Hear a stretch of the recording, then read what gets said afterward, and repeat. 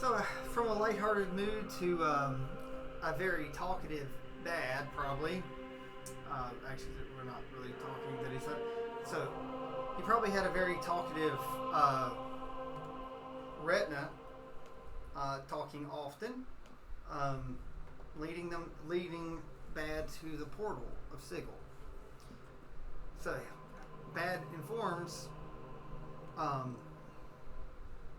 Not Bad. I'm sorry. Retina informs Bad that this particular portal is only active during certain times of the day, and that this portal so should be activating within the next 10 minutes. So, do you say anything while you wait for the portal to activate to go to Sigil? Yes. Right now, I know you witnessed everything back there with Sir Charles and myself. So, if we could have just a moment alone to talk about something, I would appreciate it. It's like talking about a moment along with the horned one.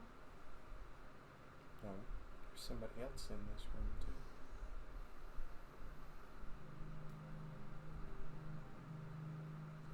So you're standing outside waiting at a portal. You're not here yet. So you're but it's like, so you're at, what's his name? oh, what, you talking about Morty? Yeah. Morty's going to appear as you when you come through. Okay. Like okay. this is here. Okay. So I thought Morty was there. Oh, he'll be the first person you see when you come through the portal. All right. So, what? There's nobody else around. You don't see anybody trying to hide, do you? So he looks around and he's like, or Retina, he, she, it, whatever this thing is, says I've been looking and been using my anti-magic being and other senses. We've not been followed. Apparently, no one really thinks anything of you. Good. Good. Because I want to keep it that way, and that's why I want to have a little conversation with you. You love Sir Charles, don't you? With all my eyes. With all your eyes, exactly. Every single one of those big, beautiful eyes. Even eyes that I don't have. Yes. Even eyes that are probably grow. So, I assume. It's like, do you love Sir Charles? I do. He's my brother. He's the only one that come with me. It says, I rolled natural. Do you love Sir Charles? We've not formed that kind of bond yet, but he is. And why not? Because you've had years to get to know him. It's like, it was love at first sight for me. I do believe that. I could see his greatness from the moment he was born. I know. It's like any and all can see how great he can be and how great he is. Well, that's why he was the only one willing to come with me. So, yes, I consider him. Yes, his bravery is as large as he is. And that's pretty large.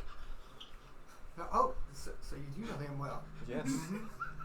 So the eye sort of glares down. It's like, how well do Not you? that well. Don't even think that way. It's like, I mean, remember, you got to think of what I am. You know exactly what I am. so he looks up. He says, "You have your fingers and your toes." I do. And that shiny, bald dome head of yours. But you know exactly what I come from. You was there. You seen it. He says, "Yes." It's like, it's hard to believe that you were parchment. Yes. That's why I'm feeling the love you feel for him is not expressed in the same way. But anyway, I want to make sure that love between you and Sir Charles stays true love. It's like, I'll do anything for him. Good. Because I need you to. It's like, I will protect him. It's like even if I failed before, I didn't even protect him from himself, but never again. you're going to protect him from himself here soon. You need to. Because what Sir Charles witnessed will get him in trouble. It might even get him tortured or even killed. So persuasion. So this does not have to be high.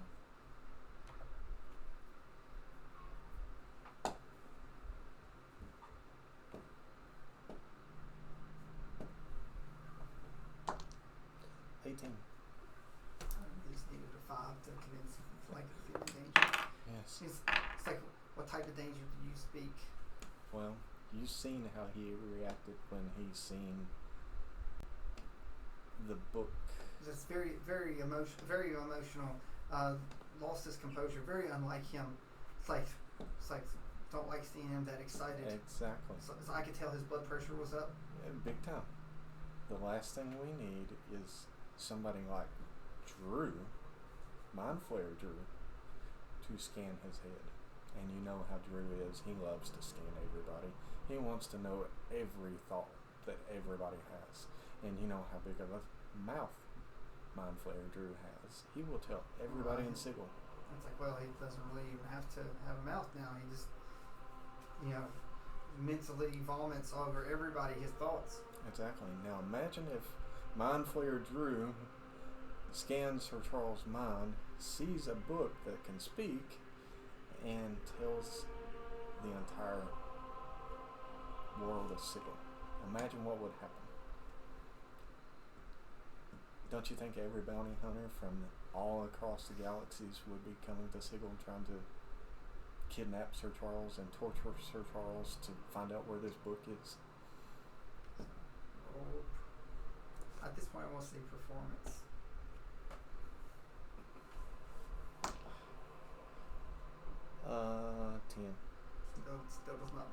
Still does not take much. So the Mind Flayer, not the Mind Flayer,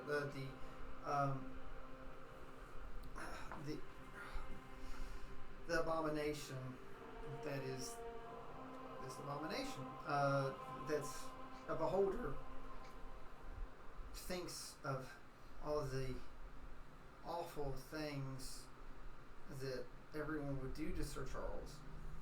It's like it also imagines Sir Charles bravely fighting them off before he's overwhelmed by hundreds of creatures, and in his dying breath, something comes up and rips out the thoughts of the book from him as he lays perished with thousands of enemies flailed at his feet, as his gasping breath, and he sees him say, "Retna, avenge me."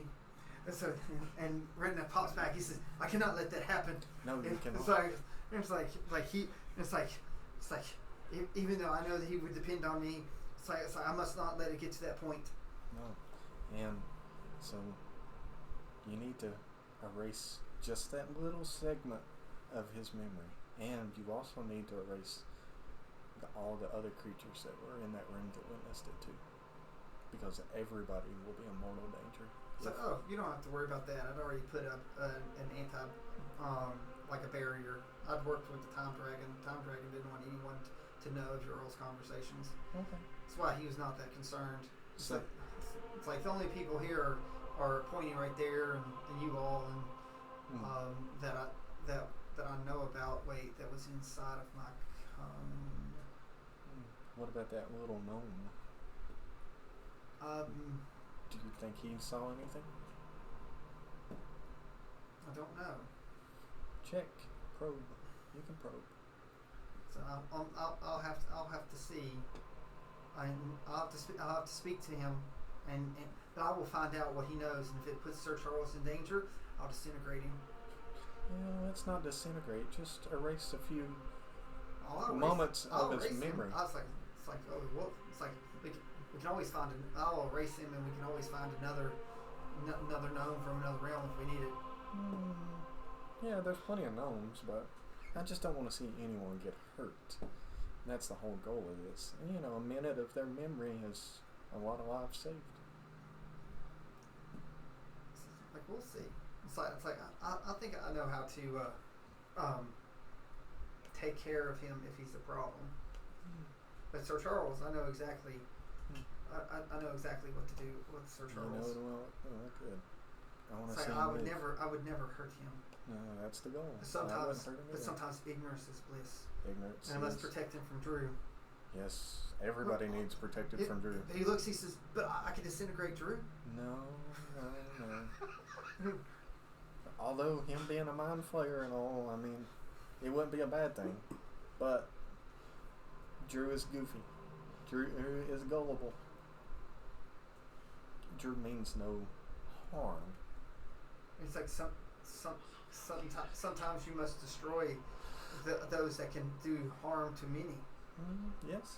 If the time arose, I would absolutely say disintegrate him. But right now, Drew is just innocent and wanting to play. And he loves Sir Charles too. It's like... Not in your manner. I mean, nowhere close to the way that you love Sir Charles. But it's more of a liking in your manner. So, we'll say respect. Yes. He respects him. It's like, well, all should respect Sir Charles. Yes, and his great stature and his great deeds from countless generations. It's like Sir Charles has even defied death. Several times. But I will make sure that this memory is safely destroyed. Good. Thank you for understanding. It's like thank you for enabling me to save him and serve him again. Yes. So once you complete that, I'll make sure that you two get a little alone time together. Yes, I meant that. Did you really? Yes. You're not trying. No. It's like you're straight. You know I need to speak to him anyway to write me. No, that's why I said I'm going to make sure that you two get along a long time together. So he doesn't know that there was an agenda from Sir Charles. No, he does not know that. So okay,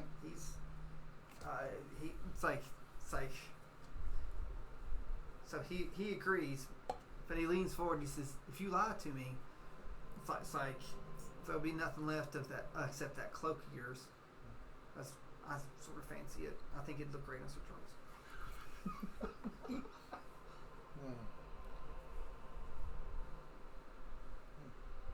Fair enough. So about this time, the portal sort of splashes open. We must hurry. It's only open just for a minute. And then hurry we must. We make haste. So you step through. Again, the three of you all step through. So and on the other side is Morty. A skull with two great big eyes looking at you. Morty, my dear friend, have you found a brain yet? It's like, so I have enough brains. I just sort of like to see how they fit, sort of like weeks. So one day one's gonna fit, and you'll never be able to remove it. Oh no! So it's like there's only one Morty. It's like there's always only been one Morty. Oh, that's true. So speaking of finding a brain that fits, what happens whenever a brain is inserted within your skull? It's like I learn about all the lives through the multiverse that brain has experienced. Through the entire multiverse? Mm-hmm. I mean, so you're saying, for instance, an atom from Forgotten Realms. If I put his brain in your head, you're going to know every atom from every realm, what they think, or what they've thought, what they've seen, everything. I will know of them, and I can bring them here. Right. I don't know their lives, but I know how to pinpoint them and bring them here. Interesting.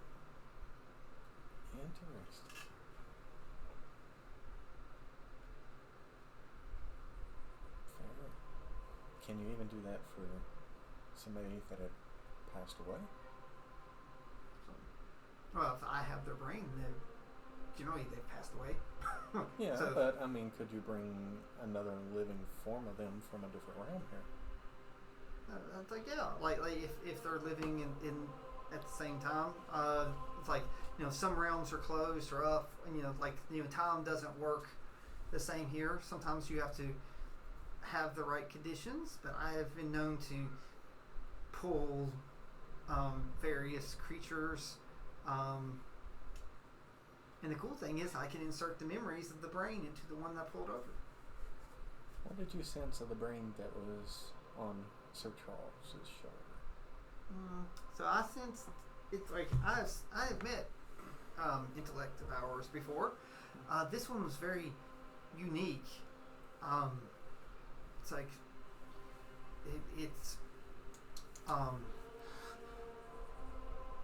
it was looking for a role model. So someone to look forward to and aid and help. So I want to roll an insight.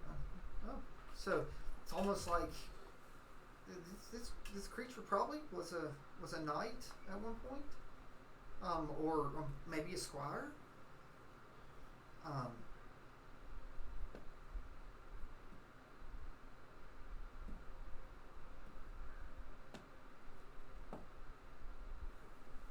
But it definitely was in service. So and it longs to be of service again.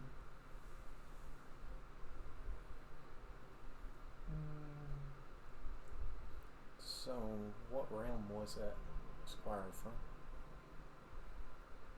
That's from your realm. Well, it's actually from Thetadolyon. Or a version of it. A version.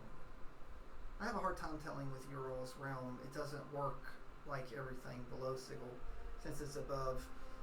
Sometimes when I have tried to pull someone from your realm before, things don't always come according to plan. Sometimes I grab the wrong one. So I think one time I caused Ural's world to get destroyed once because I took someone important. So I got fussed at quite a bit, I believe. So then they stopped talking to me about it. Morty, you know you're not supposed to mess up like that. You cause a ripple in time. I think it was more like a hard reset, how they described it. Ooh. So, speaking of hard resets, do you know how many hard resets has happened on Thetadolyon? Like I said, after my little calculated mistake that they tried to use me to help Thetadolyon, I think that was attempt number 7. I don't know how many attempts there were after 7. Oh, so you don't know how many in total has happened? They've sort of kept it to themselves after I messed up. So who would know this information? Your dragon friend. Well, I say friend, but I don't really think that you're all friends. I got a pretty good eye for these things. See, I got 2, and it sort of leans, they fall out of his head. Yeah. They float up and pop back in. He definitely has an agenda. It's like, don't be all. So, what were you saying? How many times? It sort of floats up to you. Because it's like we all have agendas.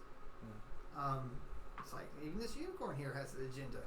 Isn't that right, Mysteria? And it sort of floats and looks. He said, "Don't worry. So you know how to be a good girl here. Most of the time. So I guess I'll need to consult with Kronos about how many resets Thetadolyon has experienced. So, would you happen to know when the last one was? I don't know, maybe about 2,000 years ago? That's the last one that you know of? Or there could have been one after? Well, no, you're here. So you're the last reset, and if you got past that point, at least do that like 2,000 years in your time. What about in Sigil time? I don't know. It was a Tuesday. Sounds about right. So time works different here. Sometimes we have people come from the past and they appear here during various points. So it's like time isn't linear here. So again, we're in a great spire. Donut. It's like things sort of swirl around. Someone, it might take a day. Some might take 100 years. Someone that dies tomorrow in Thetadolyon and finds their way here in your world may appear 1,000 years ago and then are long gone from here. Yeah. Have you ever known Sirik to come to Sigil? Sirik? Sirik wouldn't dare to step here, would he, Mistra? Looks at it. It's like all we have are people that are brave enough to bring their vestiges, that they will speak to their gods, but no god dares speaks back here in Sigil. Not in the inner realm, not in the spire, but in the outer realms. So they still will not step foot. They're afraid that it could crash down and close gateways off to realms and close to their followers. They will speak, but they won't walk among us. So it's like it is still too controlled by Lady of Pain with all the gardens and all the mazes. She still has too much sway. The fact is that she could put one in a maze, terrifies them. So while she can't hold them there, she can keep them there for a long time. I respect that. So, but it's not that they don't talk. She said, and Morty's like, everyone likes to scheme and plot and plan. Sometimes they come through fruition. Other times they blow up. So, God's plans and deity's plans are never set in stone here. So that's the fun of it. It's pure chaos. But those who can see the flow realize that it's not chaos, but a pattern. Many patterns. So, and now your world is now a pattern. It is. Speaking of the Lady of Pain, have you ever spoke to her directly? It's like, what are you, stupid? It's like no one speaks to her unless they just want to go to the void. You speak to her servants, and you hope that they don't translate wrong. I goes, I don't know if I've ever heard them speak back, but they'll listen. But you've been close enough to see the servants. Oh yeah, I've seen people talk to her servants all the time. They walk with her, and someone will come and speak. And sometimes they just go poof and they're gone, and other times, other things happen. If you can make the Lady of Pain be aware of something, but I've never seen anyone get within 10 feet of her. It's like it's an automatic banishment to wherever she sends them. It's like she don't even look at them. Mm-hmm.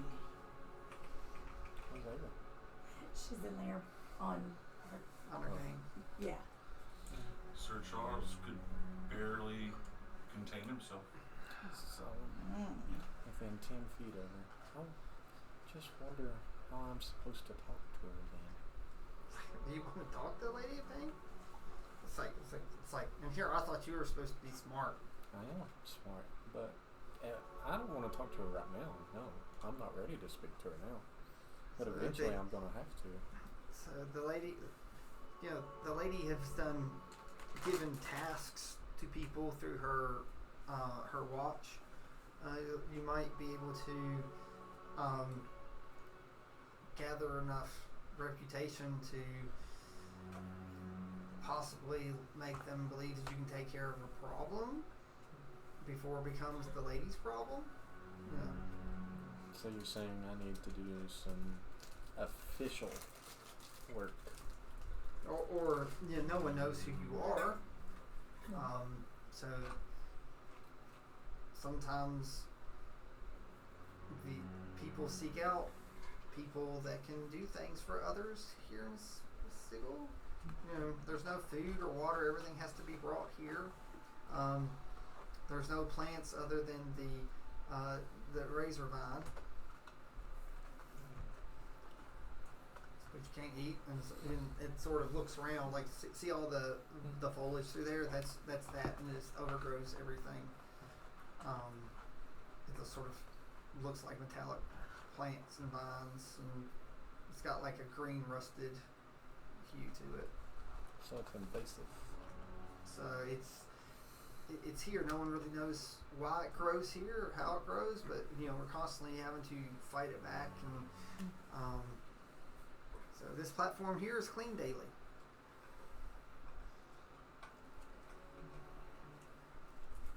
I have to do something to get in her good graces. That way I can at least speak to her servants when the time comes. Like, you can go now. I'd probably get a good laugh out of it if you want to go. I said it when the time comes. Come on, Morty. Well, I would just like to see what happens. Yeah, It's like I would not. So, I mean, I have a list of agendas first. oh, agendas. Yes. Not just one, but agendas. Agendas. So, Yes. I have a list of requirements before I so, or in your case, specs. If I knew So, is that compute? if I knew what sarcasm was, I would almost have a chuckle. Almost. Oh, that's a level 1 on the sarcasm scale.